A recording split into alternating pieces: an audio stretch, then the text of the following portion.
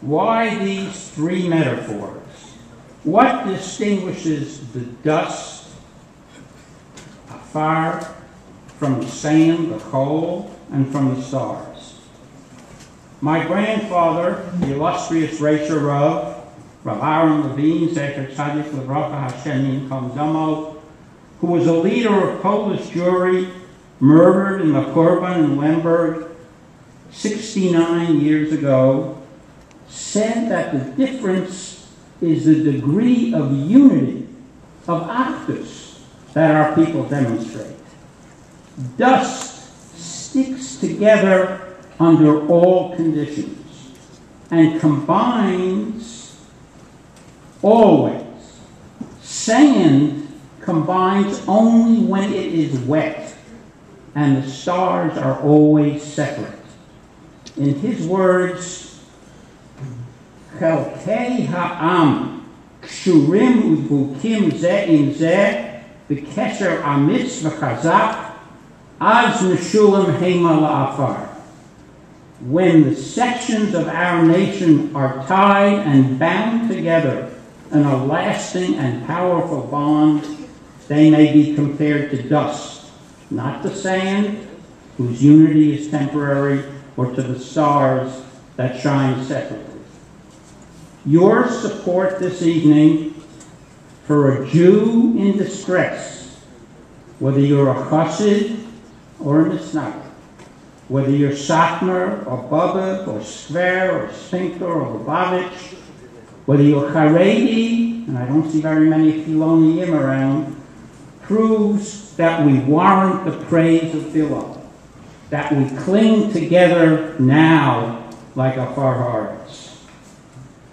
Now Shlomo HaMelech, the wisest of all men, said, Shem Tov Mishem Tov.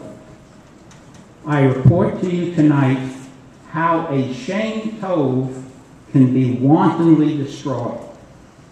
And Judge Reed in Iowa announced today in an outrageous decision how she is destroying a life and destroying a family. Let me take you back almost 6 years. It was Erev Thanksgiving in the year 2004, Tufshin Samach Dalet. I was called in my office by Mr. Donald McNeil, a reporter for the New York Times, who had been told that I was a lawyer who had represented agri-processors. By then already, the largest kosher slaughtering and meat packing plant in the United States. PETA, People for the Ethical Treatment of Animals, had given reporter McNeil a video that had been secretly taken in the agri plant in Postville, Iowa. The video, said PETA, proved that the shechita at the agri plant was not kosher. It showed that after the shayfet had made his cut, a Hispanic worker approached and removed the animal's trachea. Shalom Rubashkin, who I called immediately, was astounded to hear this allegation. Not only did agri-processors have a star-studded array of hashkafas, but because it was the only American plant that performed shechita munachas, turning the animal upside down in a metal pen so that the shayfet could do shechita with the animal on its back. Its meat was the only American shechita that the Israeli rabbinate permitted to be imported into Israel. At Shalom's request, I flew from Washington to New York on the Friday of that Thanksgiving weekend to see the video. I had asked Mr. McNeil whether he could send it to me, but he told me he could not send me a copy because, and if you believe this, then I'll sell you the Williamsburg Bridge tonight. The New York Times, he said, did not have any facility where it could copy a video. So as soon as I reached Manhattan, on Friday morning at 7:30. You should know that the Friday after Thanksgiving is known as Black Friday. Stores open up early in the morning. I raced to a store that was open, and I bought a video recorder so that I, and not the New York Times, would make a copy of that video. Rav Chaim Cohn of Kahalat Yeshurim, the chief Rav HaMakshir at Agri-Processors, joined me at the New York Times. Mr. McNeil showed us the video in his office and insisted that the animal was still alive after the shaykhit had done the shechita because its limbs were moving. And in one case, it even rose to its feet and looked like it was walking. We were very calm when we saw the video and told him that the animal was halachically and physiologically dead after the cut because the blood had ceased flowing to its brain, and that the scientific evidence established that the animal felt no pain. No matter how the removal of the trachea after the shaykhit had done his shechita looked, it was halachically proper and it speeded up the dead animal's bleeding.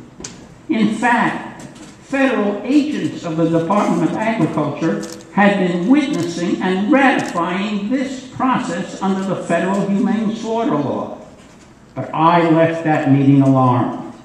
It was clear, make no mistake about it, that Peter was pursuing a campaign that has followed to this day to forbid shechita. I called Rav Chaim David Zwiebel of Agudas Yisrael, which was then holding its annual convention in upstate New York. Together, we drafted a strong statement warning Peter that this, quote, vicious and unethical attack on the most humane known method of killing animals for food and on the faith that had, quote, introduced human society to the concept of humane treatment of animals would not be tolerated. The Aguda Convention adopted that resolution unanimously, and I sent it off to Mr. McNeil. Surprise of surprises, he did not report it on the pages of the New York Times.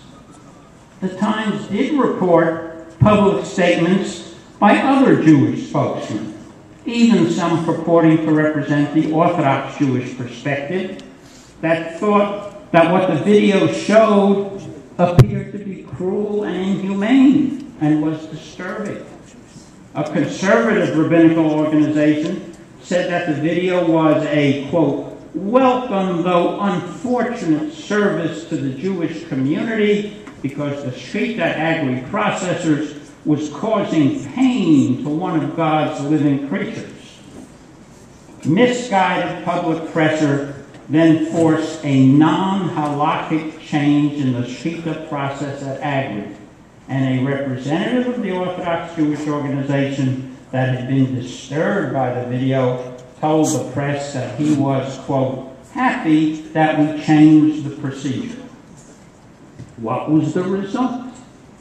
Emboldened by this lukewarm response from the Orthodox community to an attack on the Rubashkin family and on practices in Postville, the powerful and wealthy labor union that had failed resoundingly in trying to represent agri-processors' employees, the United Food and Commercial Workers International Union, created a website devoted exclusively to the Rubashkin family business.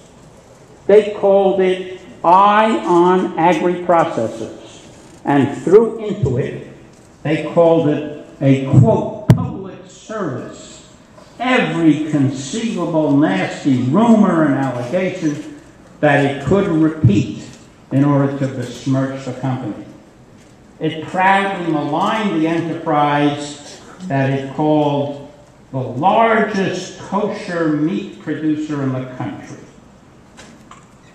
Most of America's Jews stood by and remained silent. A natural ally of the union